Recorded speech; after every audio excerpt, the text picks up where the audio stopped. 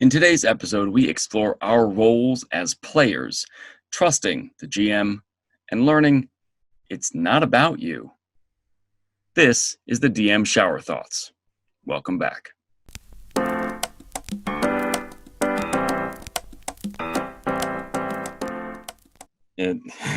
Hello, everyone, and welcome back to the DM Shower Thoughts, show where we talk about our shower thoughts in 5th edition Dungeons and Dragons, as well as other tabletop systems, and how to become your best self through gaming. My name is Adamus, and I'm joined today with John. And I'm Ian, as per usual. Now, I wanted to kick things off with a shower thought that might lead us into a distinct discussion. I started recording already with a little bit of what John was saying in the beginning here, and we might splice it in or just leave it as our cold open, essentially. Oh boy, who knows? What are you drinking? What is that? Oh, it's just a smoothie. Oh, cool. With strawberry, blueberries, and banana. But you said cold open, and I said cold. Oh, I've got ice in my water. Excellent. That's because Ian's gotta tame the frost maiden with his icy water. Yeah, that was man. a discussion. Man. I enjoyed listening to that while I edited down episode 88 because that episode was a beast. Anyway, so kicking it off is I woke up this morning and jumped into a forum post on one of the 5th edition DM Facebook groups, and it got me thinking about how well we're going to podcast today, and maybe this would be a cool way to talk about this. And it was a lot of people that were frustrated with like longtime GMing and are now players, and they're noticing that they have these habits when they're playing that they feel they got from DMing, and that they're becoming the players that they don't want at their own tables. They're becoming the jerks at the table because they're jumping in with rulings, or they're like, that's not how that works, or they have to like stamp down those feelings. And I interjected a little bit with the one praising the community that we have, that it was so wonderful and enlightening to wherever the overall business went, the gaming has persisted, and to have like a team of GMs, and to have a mentorship program, and to have opportunities to, yes, I run a lot of games. I run like 6 a month, but there's also 1 or 2 that I'm in consistently. And to have those opportunities and have these discussions with other GMs with differing styles, and then to be able to play in those games and see those perspectives has been very informative, just to my own development as a human being. And I said that, you know, my aspect of being a player, I end up listening a lot more because I could try to like run the game, but why would I? I'm the player now. That's not my job. And I try to communicate to the GMs that I'm playing with, I'm there as a resource. You know I'm there as a resource, and you'll ask me if you want me to help.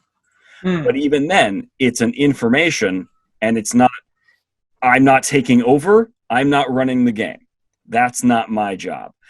But to have that mental space, I started thinking about that. I feel like there's a restructuring tier that happens, where there's like a recalibration time, where you're kind of going through this disequilibrium of trying to like reconcile your GM and your player feelings that maybe at the beginning people can struggle with, especially if they disagree a lot with how the GM is running things. If they're used to their own style and they're met with a style that's different, then they might have a clash there. But also I feel like a lot of that can be solved by having, and I don't know the greater context of some of these people's tables, but I feel like when we discuss a social contract, when we set out how this campaign is going to be run, or how the tone is going to work, or what are the expectations of the table, by setting all those things in place, I don't feel the need to interject because I have a greater level of trust for the GM from having that session 0. And also I'm familiar with y'all. Even the people I mentor, I'm pretty familiar with them as people, so I try to trust them before I go anywhere. And even then, if I bring up something, it'll be after the session. It's not appropriate during, unless I need to say something that would augment the experience, or like I need to say something because this thing you're ruling is about to kill a character and you don't have to do that. So like, I think more recently to John's campaign that we're running now, and just having session 1, and how, like, where my habits are, my player habits. And my player style has upgraded. I used to be very impulsive, even if I'm supposed to play a patient character. I'm just very impulsive. I want to get to the thing. Oh my, right? And even then, in playing Fennec, who's an orc, I'm trying very hard not to jump to conclusions, to treat him like a tactician. And by delving deep into RP, it allows me a chance to be patient and to listen. But I can find that in the past, I'd be quick to give suggestions. Like if a player was struggling with something, like the teacher comes out of, oh, well, you could try this, you could have this solution, when really what I need to do sometimes is step back and let them figure it out. And it happened in the game where I kind of snapped at you, Ian. I was like, shut up, let me talk. Which was, I'm playing an orc who has this cool feature called aggressive. And I was trying to figure out, how do I close the gap? How do I get there? And I just needed a second, because I was looking at my abilities going, I know there's a way for me to, there it is. But then we also have the hang up of Roll20 has a bit of a second's delay. So you trying to be helpful, we're like, well, maybe you could do this. And I had the solution, and I just wanted to have my turn. So I was like, just here. But that's different. And you were just trying to be helpful, but I snapped at you because I just wanted the space to have the turn. So I find that I get kind of, I wouldn't say uppity, but it kind of like sanctified about a person's turn. And that's like one of the things that I struggle with. When and I was guilty of it too. I put down little tally marks of when I was interrupting. Like it was someone else's turn, and I would ask a question. And that would, in my mind, it takes away from the flow, and it takes away from their turn. If it doesn't have to do with them and it doesn't help them, then I don't say. I try not to. And I caught myself a couple times. Like I don't know. Sometimes you can see it on the video where I go, and I just sit back and I wait, because if it doesn't affect me, I want to give the other players space, because they should have their turn. But then there are other players that appreciate that.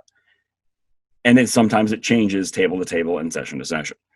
But like lately I've been trying to be quieter, so that I also give myself the space to just think and figure out what's the best course of action, what abilities can I use, think about that ahead of time, execute turn, and move on.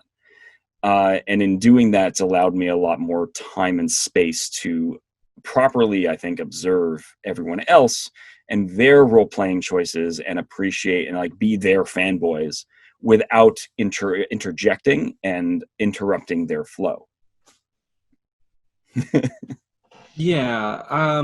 When it came to that scenario specifically, I do think it was mostly due to the lag that we experience in Roll20. It's really interesting because I almost feel like I only ever get lag when I'm trying to interact with Adam.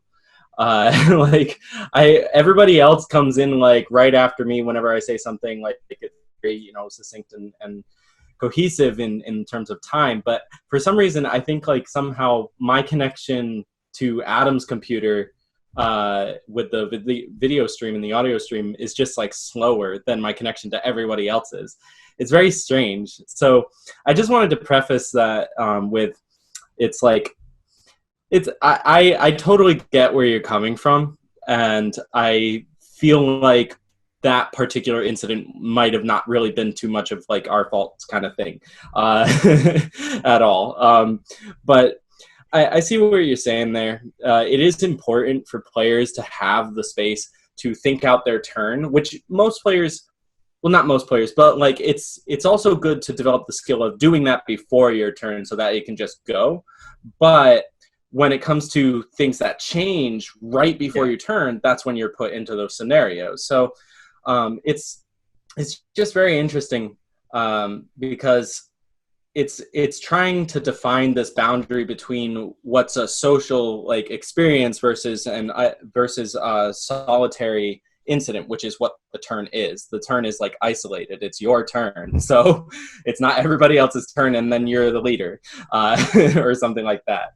So it's I see what you're saying there. I think that when that kind of thing happens, the teacher really does come out of me as well, because I've trained in martial arts. I've taught martial arts.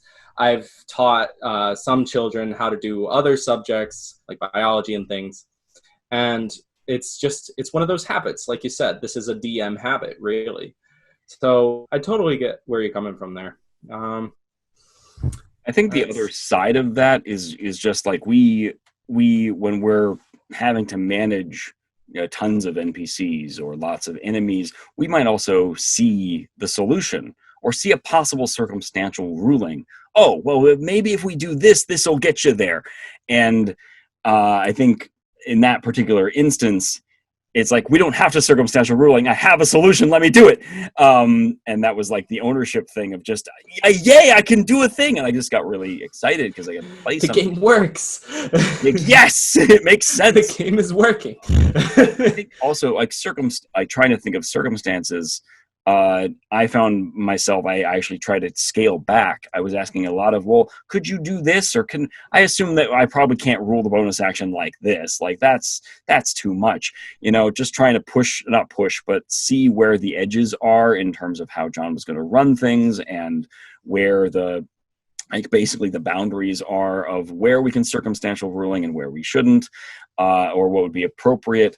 And I ended up scaling back quite a lot because I started feeling that rise in the back of my head of just, well, you could do this, and like, no, just wait, let it play out, let the GM do what he's going to do and see what happens. Like wait and see. And I was like, I'm often pleasantly surprised with John. Like it's just this. Let's just see how this goes. Oh, that's cool. And then you go, oh, cool, and you get to celebrate that together. But what I was seeing a lot of in the forum posts were just people getting like, well, I disagree with this ruling and I disagree with this thing. It goes against Raw. I want more consistency. And it brought up, well, what is the social contract? Did you agree with this GM's style? Are they going to go away from Raw? Are they going to move toward a bit more of a fantastical thing, a lot more circumstantial rulings? Do they have custom rulings? And establishing those expectations is also really helpful for DMs as players because their table will run differently than your table.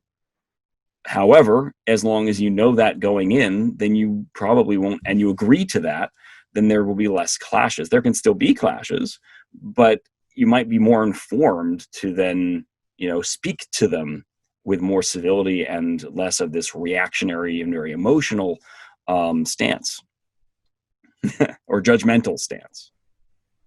So I think you mentioned it earlier, but it's really, to me, the most important part of this observation from this forum post, which is the role of trust when you're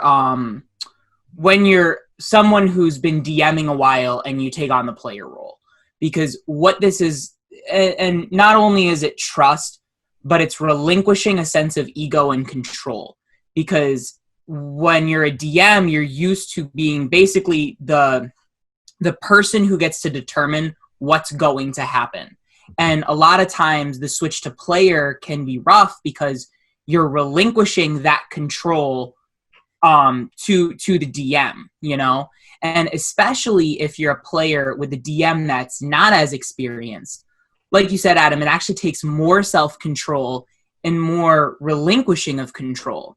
Now, I found that the best way to help a DM that's new is to just ask clarifying questions. So rather than say, I would rule it this way, or you're ruling it not the way I would rule it, you know, if raw is kind of what you're used to, you can reference the rule and then ask the DM's opinion.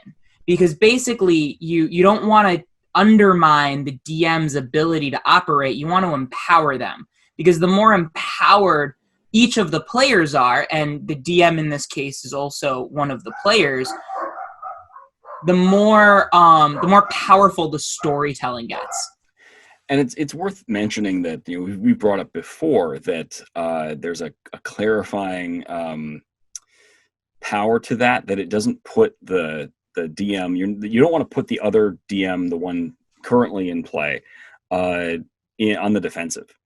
Like you're not supposed to be the antagonistic person here. Like you have a wealth of knowledge and they might be new, so asking clarifying questions also helps them think about the rulings. And John has done this with me when we started like really getting into building up Game On and building up lots of gaming scenarios where I'd play and then he'd play, and we'd, you know, I'd come back together and figure out what's going on. And when he would play with me, he'd ask, well, this is what it says in the book, and this is what we're doing here. Is there something, like some other bit of information that comes through here, or is there a certain intention to this? And it also allowed me to go, right. And it lets me take a moment and think about it instead of having to defend myself. Instead of going, well, I disagree with that ruling and this is why. It's, well, is this what is, you know, he would ask a very patient question, and then I could either say, oh, I understand that, or yes, no, and this is why. And I still had the choice to be the DM. I wasn't being overruled. He was giving me another choice to be able to be the arbiter of the rules and make a decision based upon that question. It's really good because it's a good trade of power too. And it's by asking that question, you are extending a bridge of trust.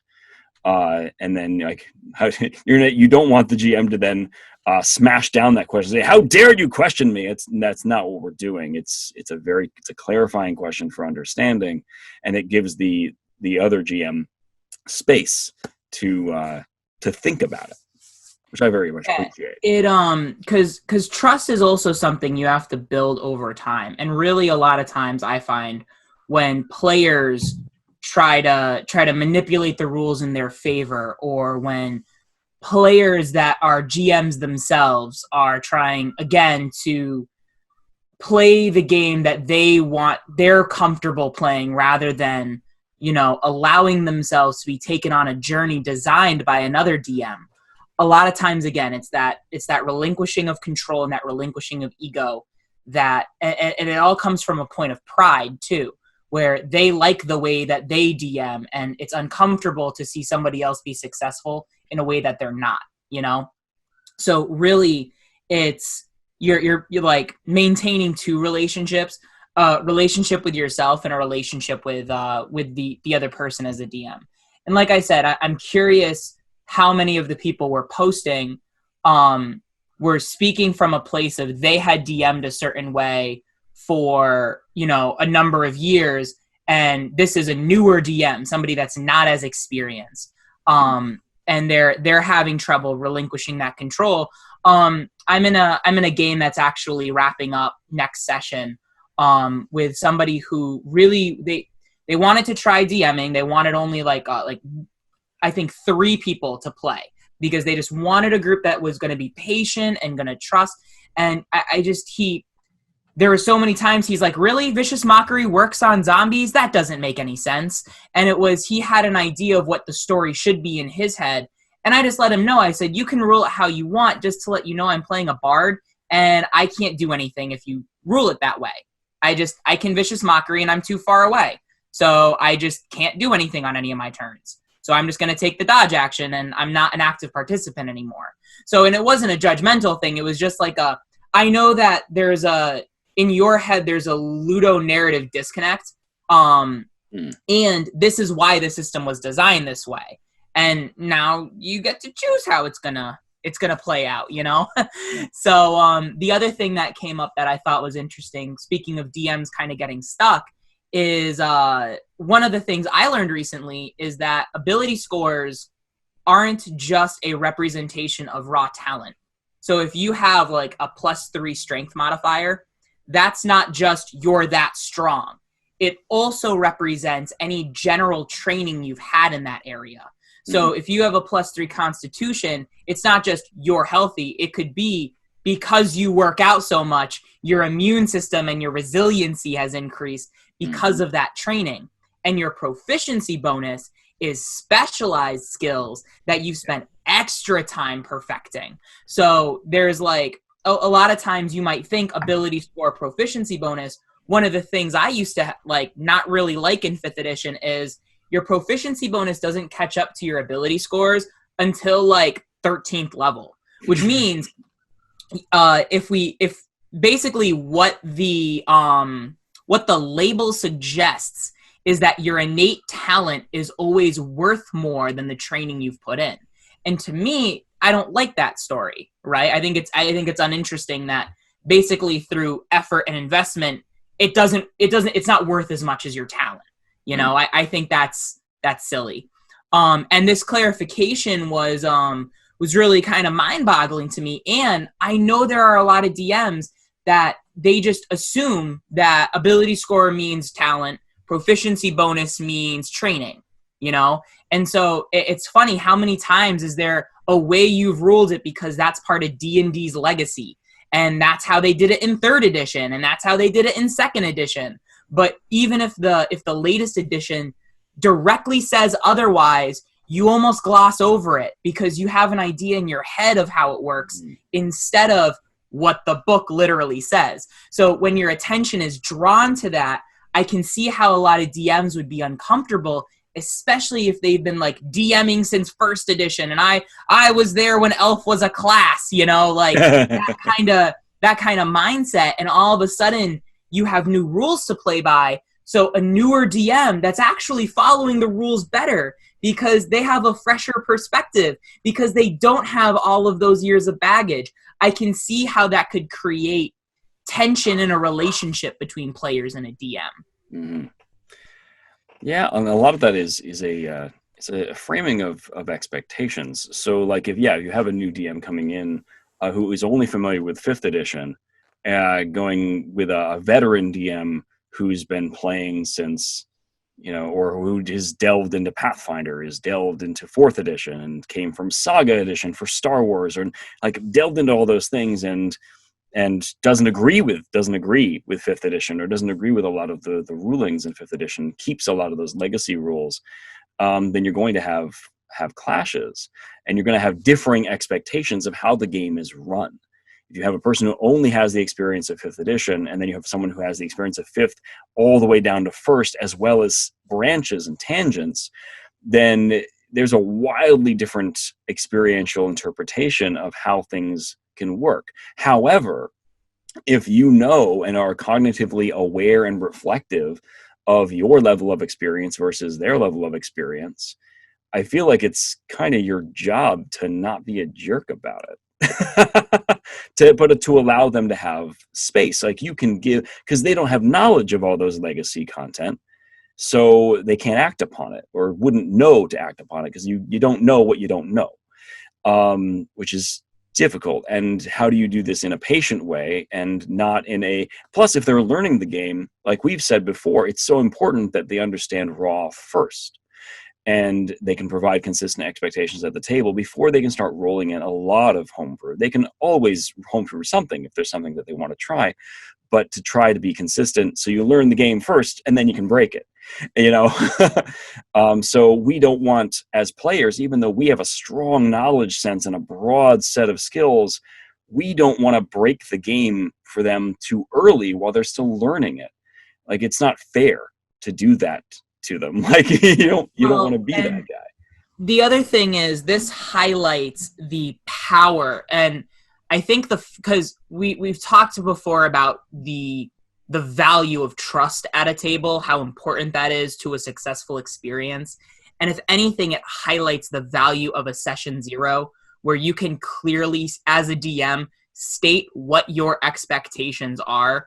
Because if anything, now, if the DM who is now a player has the expectations laid out before them, like, hey guys, we're gonna do rules as we're in, at least for these first few adventures. I'm gonna try to get my feet wet, doing being the DM for the first time. Please be patient with me.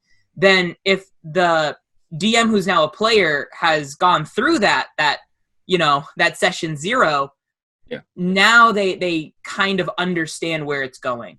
I find most of the time when players are dissatisfied with an experience, it's because the experience is in too large a disconnect from their expectations.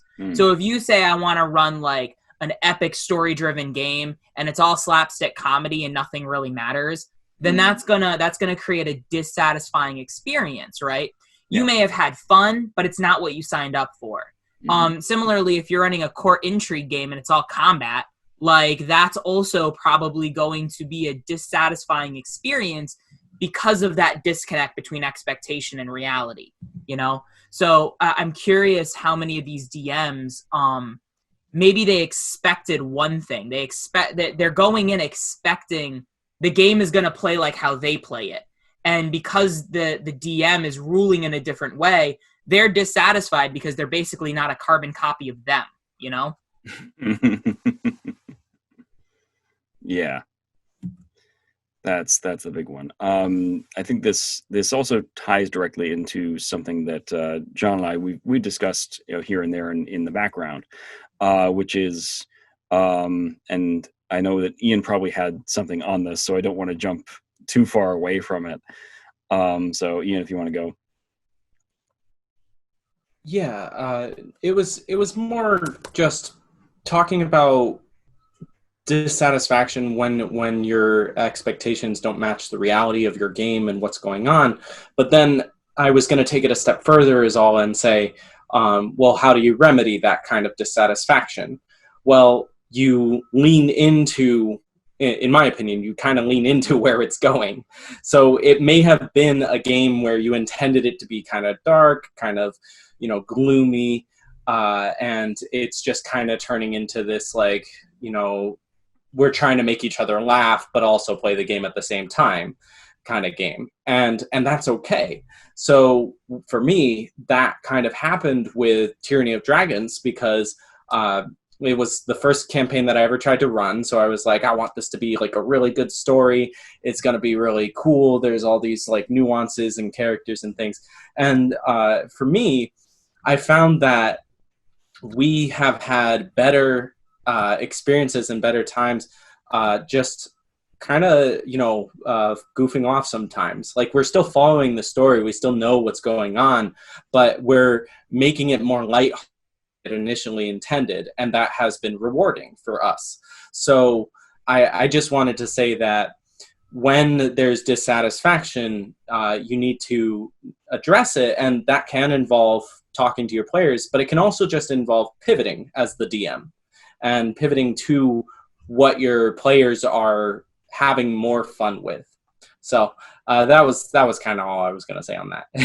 So I do have one last thing with it, and this is again personal testimony more so than like tutorial. So this isn't you should do this. This is just speaking from my experience. Up until very recently, I was a very reactive DM. Like we talk about sometimes with players and their play styles. Some players are more proactive. Some players are more reactive. As a dungeon master, I tended to be very reactive, where I had an idea for a story, but like you were saying, I was willing to like really pivot. And very recently, it like very much clarified, especially Roll20 exaggerated. I was very dissatisfied with the games I was DMing. And everybody would shower me with praise about how good I was as a DM, because basically I was always letting them get their way. So, and that is what led to me going back into the cave to create the reference document for Geras. So I could say, this is a 70-page Google Drive doc of everything I'm expecting from my games moving forward. So really, it's there's a little bit of a both and, right? So you can have that ability to pivot, especially if you're a new DM and you're just trying to learn the ropes. There is a lot of value, and I could not have run such a successful game if I didn't do a lot of proactive prep work and a lot of proactive pre-framing of, this is the game I want to run. Feel free to play with me if you want. And like I said in the initial thing, I invited 7 players I could trust with my world. And I use that language very specifically. I said, I've played with you guys for a long time. Out of everybody I know, I can trust that you aren't going to undermine the experience I'm trying to deliver. And that kind of laid the expectation. And also now there's the option to leave, which it used to be that people would come to me. They'd say, John, we want to play D&D and you're a good DM, so can you DM for us? And then I'd have to spend like 3 sessions trying to figure out their style and for me to pivot accordingly. And I was getting more and more dissatisfied with that approach because I wasn't delivering the experience I wanted to deliver. You know, it was like too much giving, not enough self, whatever. Mm-hmm. So now I feel like I've course corrected appropriately, where it's not too much about me, but I've gotten my say and I've gotten my world building. And now it's like, now you can play with the sandbox I created, but just know these are some of the expectations I have for the tone of the game, the kind of homebrew we're going to be using, all that kind of stuff. Does that make sense? So yes, pivot, and don't discount your own ability by trying to please everybody else all the time, because then you'll end up pleasing nobody. This ties directly into a pseudo tangent, which is another shower thought, but I think we've started to touch on it, which is like the power of having a reference document. This can divert a little bit away from that forum post, but I think the content still can ring true as helpful terminology and advice. But having a reference document for your world, even if it's a living document, like you're not supposed to, especially if it's a homebrew world, it's going to change. Like you're going to go, I don't like that, or you're going to go, oh, I want to add this element, or that didn't really work, and you just scrap it, and that's good. But having it in writing, so you can, and in one place, so you can always go back to it, is tremendous. I have notes and notes and notes and notebooks filled to the brim with stuff about IO that I've now taken and I'm starting to consolidate into one big document, like a campaign setting guide for all the ages, and then a specific guide for only the 6th age, so that book 2 of Grey Owls has access to that reference document. And what it's starting to really clarify is not a point of regret, but a point of growth. That, man, if we had this in book 1, I think we would have avoided a good many problems that had presented themselves, or I would have been able to speak to them stronger. And it comes down to this really important point that when you're a DM, when you're a player, when whatever, but if you're jumping in and playing in a new setting, it is important for you to commit to the DM and commit to the type of setting that they're trying to use, the type of tone that they're trying to achieve. Because by committing to them, and like with John's new stuff, committing to that and trying to clarify, I sent him a couple messages, like, I just want to make sure that I have the nations right, because I don't want to misspeak about it. I don't want to have the wrong information and then, be an idiot about things. Like, I want to make sure I've got to make sure I'm right on this, that this is how it works, because I want to play in that sandbox, and it's very intriguing to me, and I love the idea of the stories that can be told in that, but they need to fit. I need to make a character that would exist in that world. I'm not going to make a mockery of that world. I'm not going to make something that's the opposite, or as a clown. If he's trying to make a serious campaign, I'm not making a cartoon. And that's really important, I think, going into it, especially if you're an experienced player and you're used to making a lot of characters and you want to try out all these new concepts. Cool. Okay.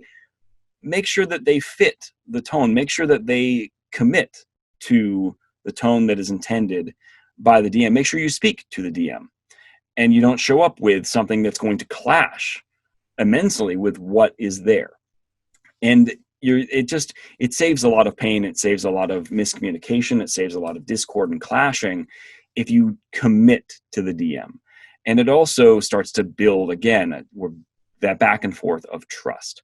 I really appreciate being involved in that conversation of, you are the people I can trust with this world, because I'm not going to break it.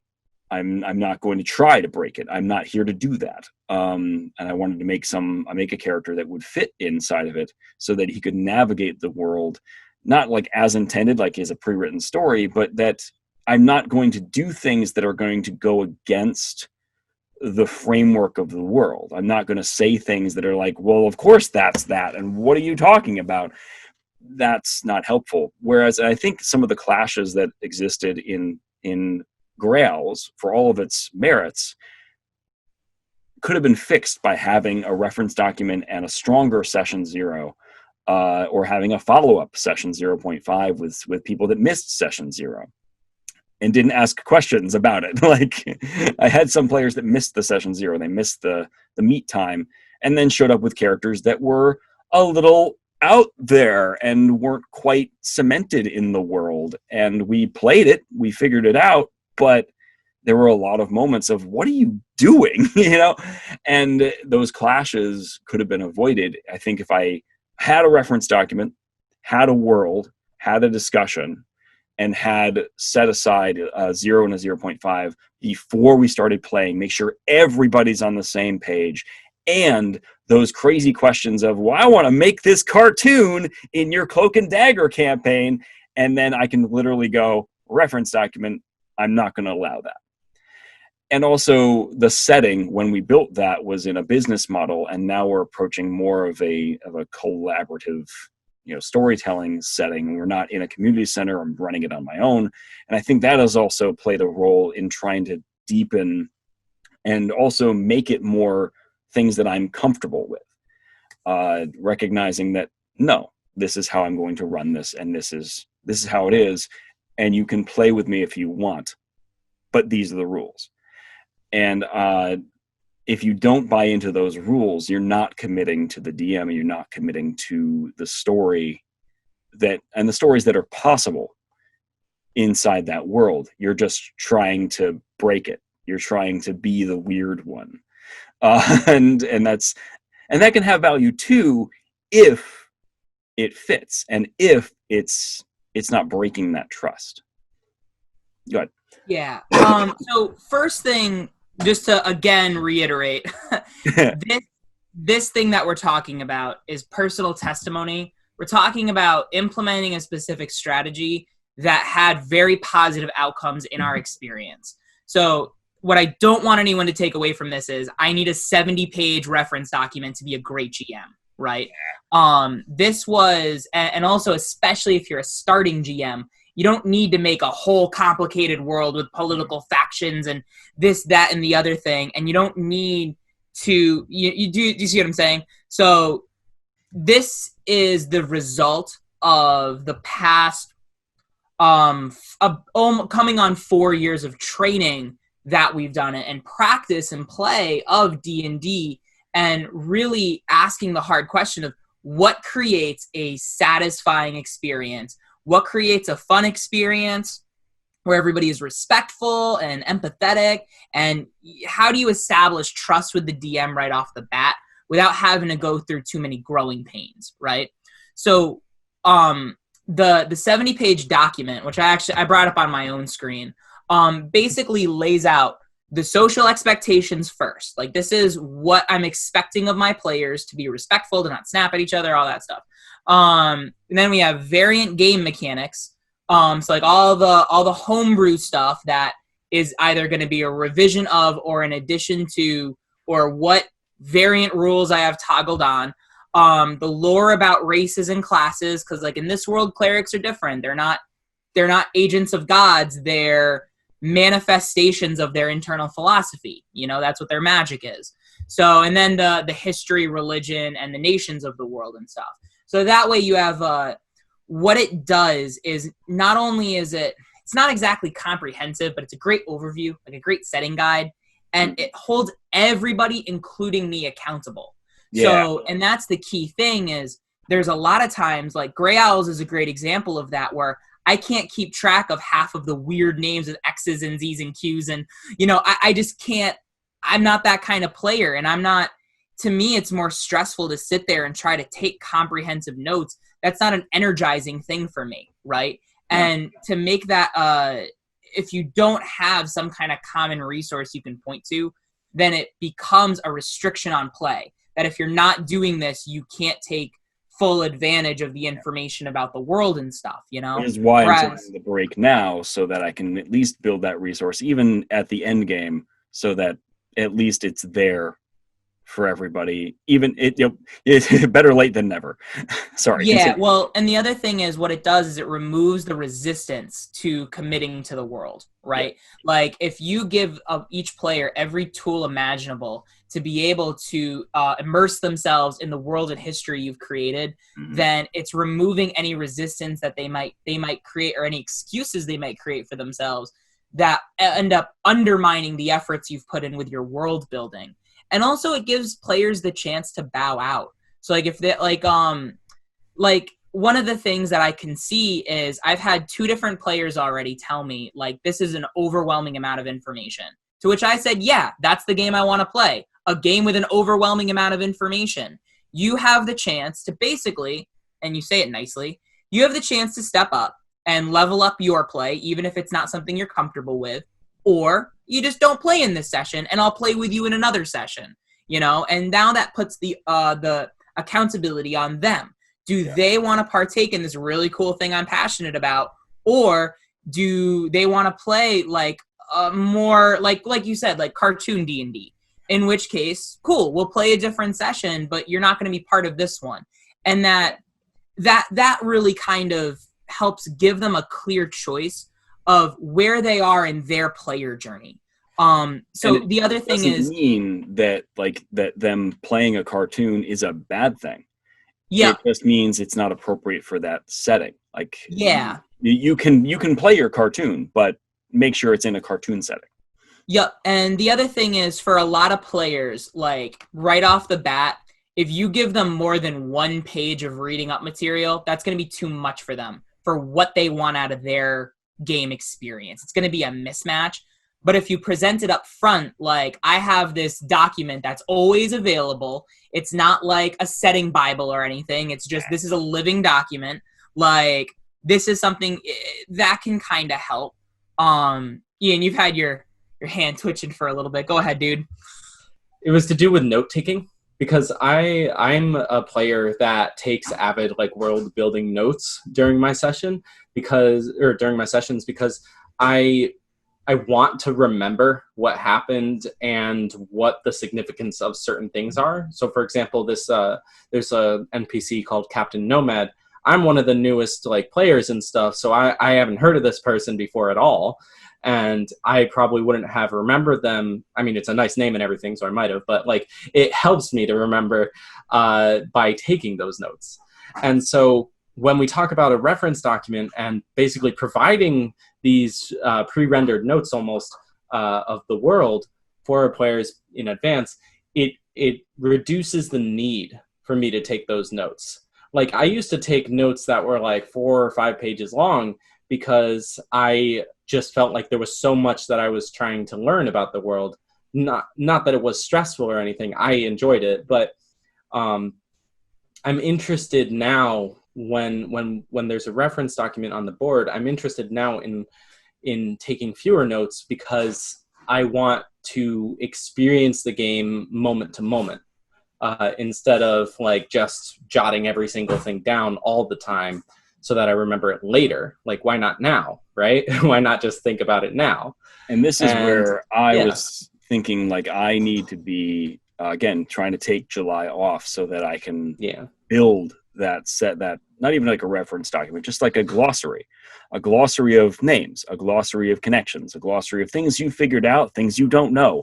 And then there's something that everyone can reference. And some players don't care about that stuff. They're not even going to jump into that. They're like, whatever, I'm going to just let it wash over me and I'll remember it if I remember it. And then there are others that look at that and go, yes, and they start to make their part of their wonderful experience is to connect and make those connections. And wait, that one's name, that one has a similar name. They have the same last name. Wait, they're related. Wait a second, what's going on? And wait, we heard that name here, and then now they're here, and they're doing puzzles. They're solving puzzles, and that's really cool. But to have that reference, like there'll be names that people go, wait, where did that show up? And meanwhile, it's also holding me accountable for when did I drop that? When did I put in that information? So that it holds my brain accountable when you have to now manage, this thing that's been going for almost 3 years of interplay and names and people. You need to take a moment and just take stock of everything. And if I'm doing that alongside the players from the beginning, I feel that the referential experience, the players won't have to take so many notes. The players that want to will still do so. But the players that would still benefit from seeing it can now benefit from it, but wouldn't have written it down. And it's a both and. It's a yay. It's a win-win. Yeah, exactly. And I was just going to say that one thing that's really cool about the way John did his reference document is that it's not, you might say it's not comprehensive. Like the whole world and all of its like factions and how they all work and their motives and what's going on maybe like below the surface isn't there, because that's there for us to find out. But we do have the basic foundations of like, this is the 4 nations of Athria. They're in this little part of the continent, and then there's other countries around them. And this is what they're all known for and that kind of thing.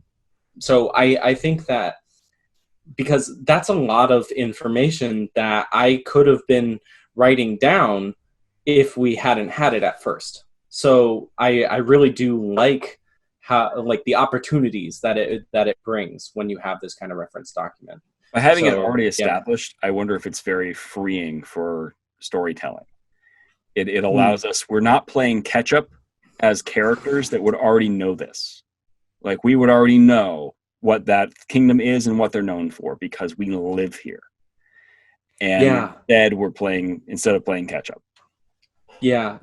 That's one of the things, like with my character, I wanted him to be something unique, but also something that fits in the world. So like you don't usually get a Warforged that is interacting with magic and nature, I should say, because they're seen kind of as like opposites almost. There's this very mechanical, like, robotic creature, and they've been like sucked into this world of like fae and mystery and things like that, where things are undefined and undetermined. So that's what I really liked about the opportunities that John presented in his document was these are races that you can play, and this is how they generally fit into the world. And then me taking the creative responsibility to figure that out, how that was going to be for my character. So yeah, I think that Adam said it best, which is one of my overall purposes to all of this was to free players to immerse themselves in the story and to not take time recapping or trying to take notes or, free the brain from having to remember every little thing to being able to creatively tell stories, which really ultimately is the draw of this kind of game, is that it's a vehicle for storytelling. Now, Dungeons & Dragons is unique because the storytelling is spontaneous and luck-based. So it's not like a writer writing a book or a script where, you're really sitting there trying to map everything out and like fill in every plot hole or anything like that. Really, a lot of it has to do with the luck of the dice. Even the dungeon master doesn't know how the story is going to go based on what everyone rolls. So what the one, I think, big thing that I've done that I've never really seen before is, so we have the in-game experience. We have the fun of crafting the story as we go. Because we're doing it in Roll20 and there's a chat functionality where I'm having everyone type how they're describing things, that's your note-taking right there. Because now you can scroll back up through the chat log to review details or to take the time to really in-depth describe what your character is doing, right? Yeah. So it may take more time, and I know there are players that are kind of click the button and shout their thing instead of take the time to type their description out. But what it let me do is after the session resolved, I was able to go back through the chat log and write a short story that was basically a summary of the event, and it's a pretty awesome like little snippet of the action or of the session, like in its own right. But what it allowed us to do was have the fun of spontaneous creation, and then afterwards kind of go through and revise it. So if, somebody misspoke or put out a line because there was a lag and they didn't get to see like the creature's response in a conversation first and it ended up being inappropriate, awesome. We just omit that detail now. So you can kind of go through and decide what's canon and what's not. And then not only does everybody get to relive the awesome moments, it's like recorded, it's archived. And it allows people to take, like Ian said, responsibility for their own role playing, which can only increase that loop of immersion. Does that make sense? Yeah, well, yeah. With the chat log especially, it helps a lot because I'm going to speak to this for a second, but I started doing that with Night Owls with the first 2 seasons. Like I had recaps, I had them as chapters in a book. However, I was transcribing segments, and I could still make those decisions of, well, that whole section of 5 minutes doesn't make story sense, so it's not canon. And I could make those decisions so that people could read this episodic narrative and then know kind of what's going on, maybe if they want to, for the next time, but they don't have to because it kept changing the mission. And you could see consistent characters or not. But because it was audio, it was coming from a recording of audio, it was a lot to comb through, and I'd have to listen carefully, like anywhere from 6 to 8, maybe 9 hours of playtime, and then try to figure out what was important and what was appropriate, and then write it down. And because I'm a person that does a lot of things in my life and I sometimes get overwhelmed, there was a point where I was getting really good at putting that out, and then I lost it. I just couldn't put them all out. It was happening so much. So I lost track of putting that together. And then I feel like though Night Owls clarified as a game, and like now we know what to expect when we get to the table and all that flows really well, we've lost the story again because we don't have those archived bits anymore. Another thing to take some time and try to at least summarize in a general way. It's crazy. It's I think having that also helps people that when you have these episodic adventures, that you'll have one group in one session and another group in another session. It makes it so that second group can also somewhat live through the first session. They get to at least see the events that happened. And plus, I remember when I was doing that, again, the world was really clear in my head. I knew where the plot was going, and I knew where the threats were coming and where the next mission was because I had written down like a story the last one. So it was a good way to keep everything fresh and keep internal consistency running. And I know that as I started to do that less and less, because I was getting very tired and overwhelmed, that I was losing some of that consistency, hence the need for, again, a break. I was just going to say that when it comes to this kind of writing, yeah, it's very important to have like notes when you're doing mostly like audio recordings of Night Owls or something like that, so that you can reference back to what did happen. And that's where I find the value in note taking, because when we're at the table, when we're not, in the Roll20 and stuff, we don't have the chat to rely on. So in that case, I do think it is valuable to take the notes. And there's this thing that came up recently in John's short story for this adventure, which was taking on the perspective of a certain character given different scenes that happen throughout the session. So in the beginning, for example, it was about your character, Fennec, who's like a half-orc warrior person, and they have these, preconceived notions of like the world, and they have personality, and this part of the story is exploring how they think. I'm sorry, they're an orc, not a half-orc, and half-breed. No, I just don't get to see them enough, but yeah, so you go through that character's perspective, and then maybe a few scenes later, you switch perspectives. In this case, to Moo, who's like a robot and thinks about things very analytically and observes things, and doesn't really have like opinions, quote unquote, but starts to try and draw conclusions more about what they're observing. And then you go on and on from there.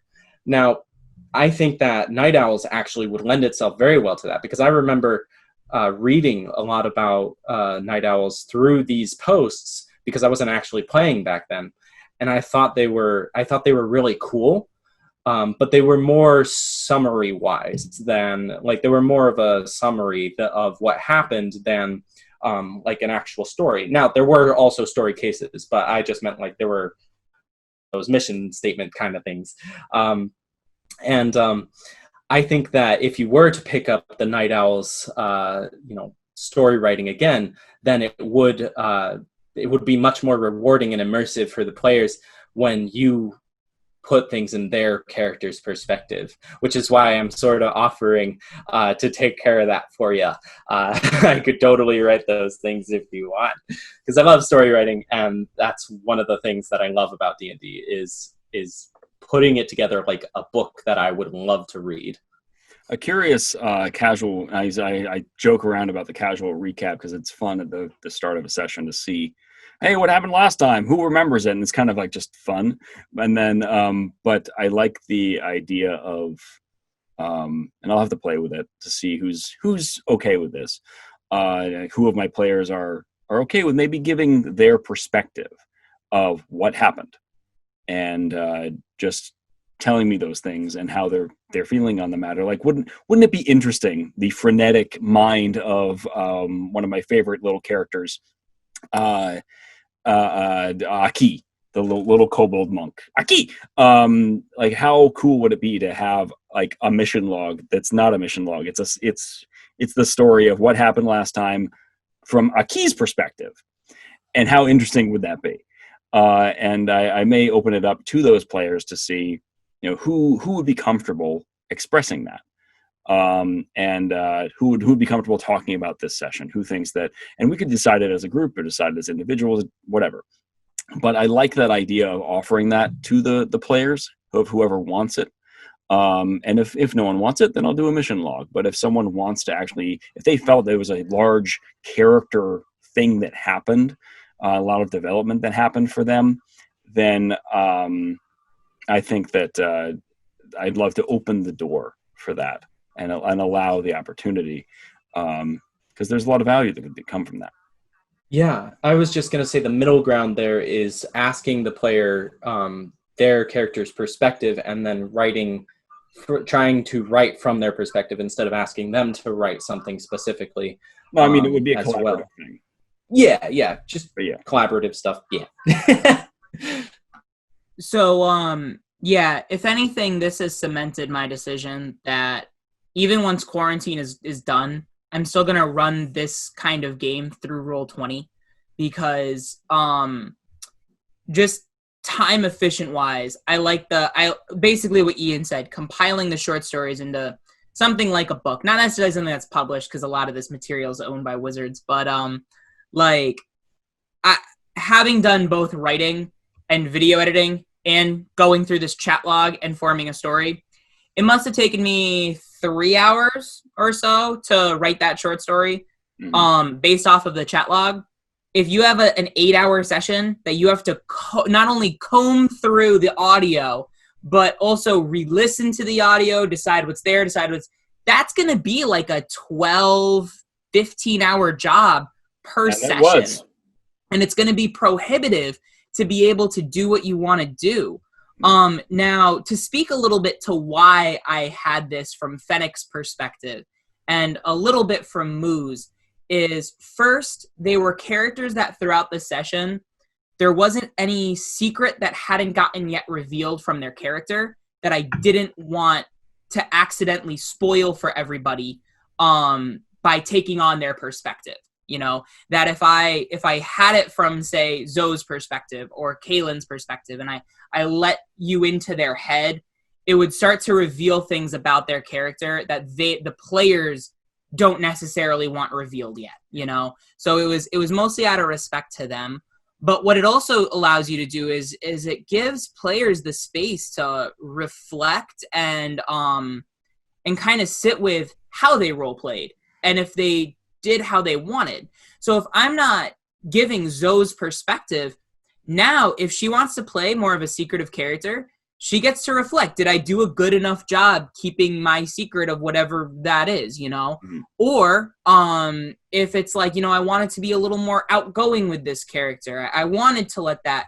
Now it's like, well, in the chat log, I didn't feel I had enough to work with to be able to respectfully give your character's point of view. You know what I mean? Mm-hmm. And the whisper functionality can definitely help with this, but it mainly has to do with how much you're describing, and it's the little things. So it's Moo looking at each seat and going, this seat seems suboptimal because it's too small for a creature.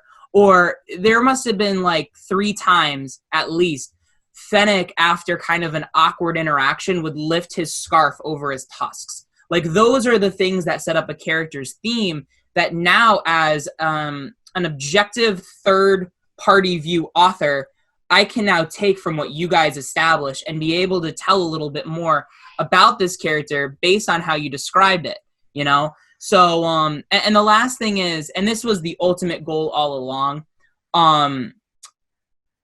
I've already had 1 or 2 people message me to say that that short story is a more effective recap, and they're going to remember more details about this campaign than any other recap they've seen.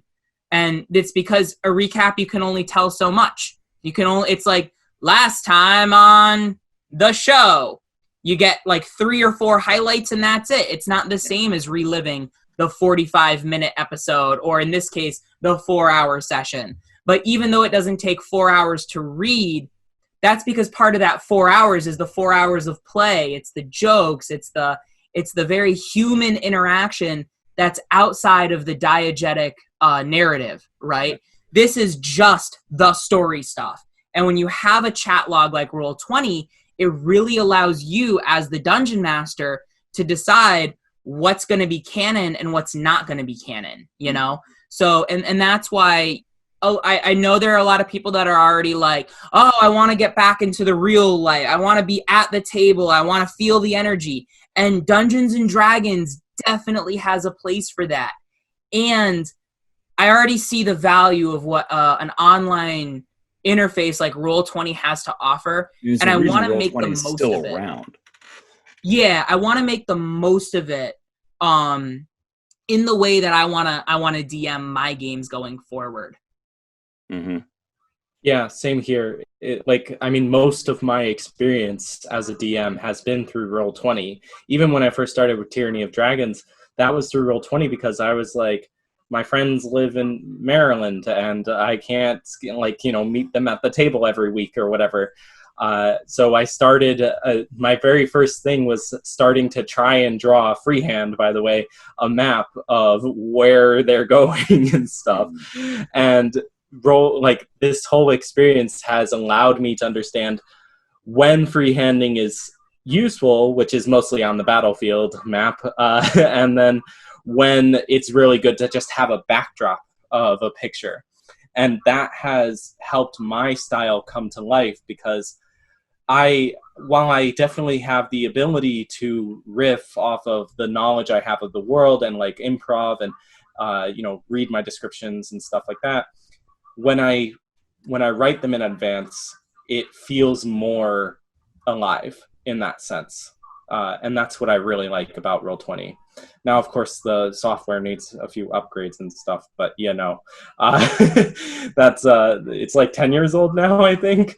But it still has its place in this, and that's why so many people have still been using it for this long. So yeah, you're right on the nose there, John.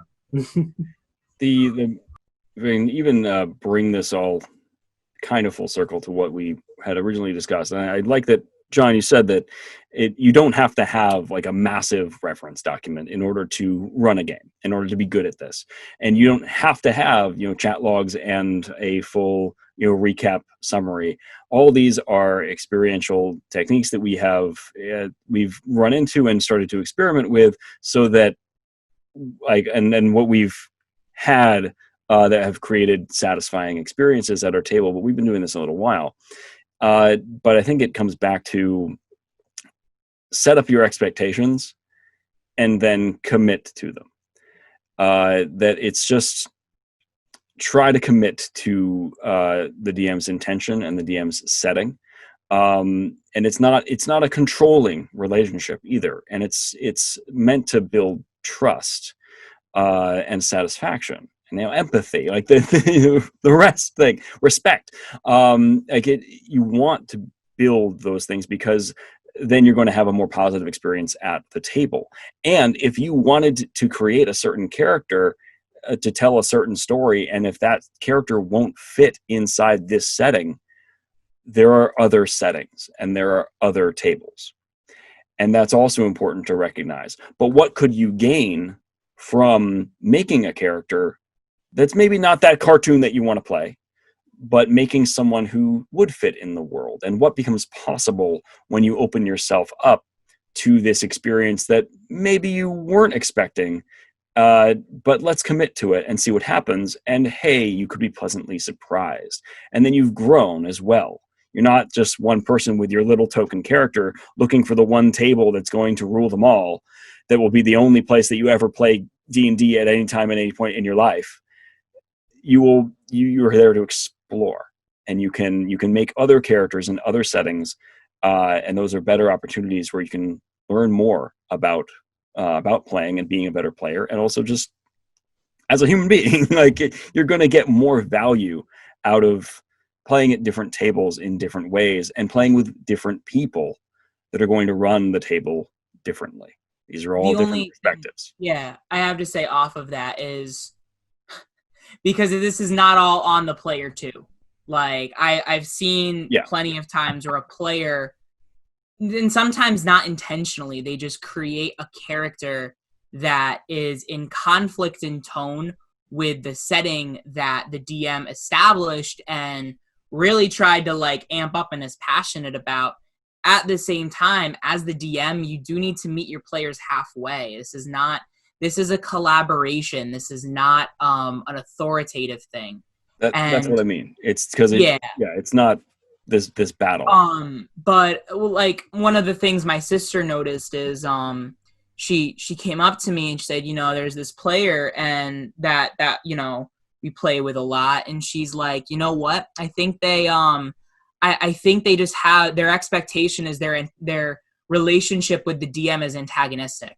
Not in that the DM is there to be like, oh, I throw out mind flayers on Tarrasques, but the idea is that, their relationship is antagonistic. So it's not that the DM is there to kill the party, but they're there to kind of mess with them, or they're there to throw a twist so that they don't expect it.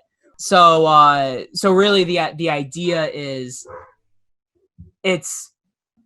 and this started with Tomb of Horrors, with Gary Gygax, where it was, as the DM, I'm trying to teach my players how to outsmart me, and then I'm trying to outsmart my players, and it's that competition where the DM and players are working against each other instead of committing together with each other of what's going to produce the greatest story, where the DM creates interesting dynamic conflicts that sometimes require villains, sometimes are just situations, and then how do the players decide to resolve that?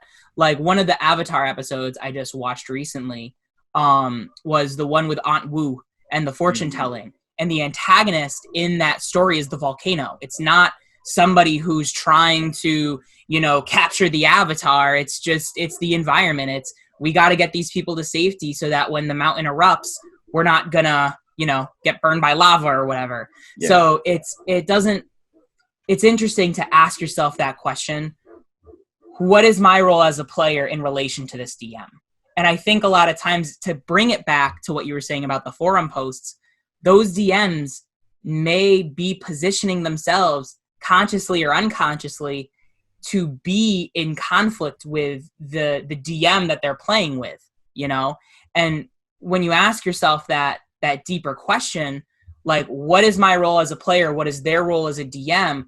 What are we expecting from this relationship? And are we on the same page? Now you've got something different, Yeah, I get that. Yeah, I've had a few players like that actually, where it seems like what I'm trying to do, where I'm trying to create a cooperative story and stuff like that, is not always what they're interested in. They're more interested for some reason in trying to like do the outsmarting thing and get around my encounters, or better yet, do something outlandish and see what happens, basically, kind of like in a provocative way. And it's interesting because I know those players aren't trying to like be mean to me or whatever. I know they're not trying to like ruin my world per se, but that's something they're interested in, is creating a wild ride, basically, of a story. Like, wow, you really punched that guard in the face, now you get fined 50 gold, all that stuff. That's never happened, I'm just riffing, but it happened in my games, and it started a genocide. Yeah. Oh my God. Yeah. And like, sometimes it's like, I feel like I'm not providing what they're looking for, and that makes them act out in a way. And that makes me worried, because I want to improve, but I don't know what to improve on. Like, I'm just doing all the tactics that I know. And when I try to create a discussion with them about it, it's like, well, you're not doing anything wrong. And it's like, well, I must be, because you keep doing this. But maybe that's just that's what I have to pivot to, is like, one of us has to give, not because one of us is losing the battle, quote unquote. One of us has to give, because otherwise it's not a fun game anymore. Yeah, true. And that's worth it. I mean, that happened in one of my games, and I had several times where we kind of stopped and went, "What's going on here?" Where the players would study the book cover to cover, and then try to find loopholes, and just do so in ways that's like you're really trying to just break everything, because that's what they wanted. They wanted to just, I want to stretch the bounds of everything, but then by doing that, they were trying to break the action economy and trying to like basically manhandle the whole campaign. And that's how it felt on my end, because I was working so hard to try and give them the right stimulus, the right things that they would then enjoy. But no, they were enjoying just breaking things. So and then we had to like come back together and be like, well, why is this happening? This feels like a clash, and it's worth having a conversation to then figure out, well, where are we miscommunicating on what our agreement was? And that's also good. That's another great thing, though, is that remembering that this is a game that we play with other people. These aren't NPCs that are programmed. We play with other people. And one of the great ways to level up our gaming is to communicate. It all comes back to what we were talking about before. It's not about you. It's not about you. And that applies if you're a player. It applies if you're a DM. It's not about you. It's about the paying attention to the dynamics between everybody. It's not about you. It's not about them. It's the space in between. And how, like one of the things that's comforting about what Ian just said is he's like, well, what did I do wrong as a DM? It was self-reflective first. It was trying to hold himself accountable. And then sometimes, and I've met people like this, sometimes it's not about what you did. Sometimes it's about what the other player did, or how they were communicating, like, or how they lost their temper, you know? So it's like you could do everything right, and if somebody else makes a choice, whether it's their fault or not, they still made a choice, you know? So it's kind of keeping that in mind, that you're observing the dynamics, right? And like I said, I don't know how this is going to fit with the cold open. The highest level of DMing is not presenting a world that your players then play with, and not you write a story and your players are actors in your play, you know? It's you're empowering your players with skillful habits that allow them to take what you've created and manifest it into reality, you know? So otherwise, just write a book. You're playing with yourself, you know?